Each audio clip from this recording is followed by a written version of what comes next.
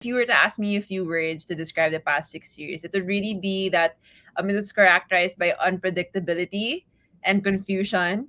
So, of course, we saw a host of issues that took place over the last 6 years, but the major ones were really, the controversial pivot to China, as you mentioned, yung distancing natin sa mga traditional allies like the United States, and how issues at home like the war on drugs and shrinking space for dissent were defended abroad. Of course, we can't forget how human rights abuses also put our trade perks at stake. And I think that was also just something that was just brought up again today as the Duterte administration is now outgoing.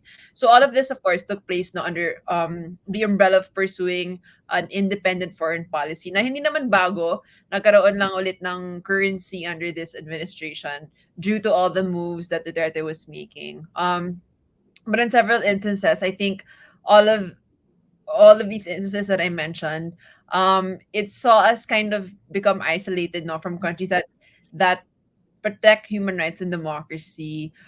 So I mentioned unpredictability and confusion, but the third word I would use to describe over the last 6 years would be, in a way, also inconsistencies, or being inconsistent because Duterte wanted, for instance, to separate from the U.S., but would often claim that his hands were tied with China. So he'd say one thing and he'd say one thing to one audience and the complete opposite to another.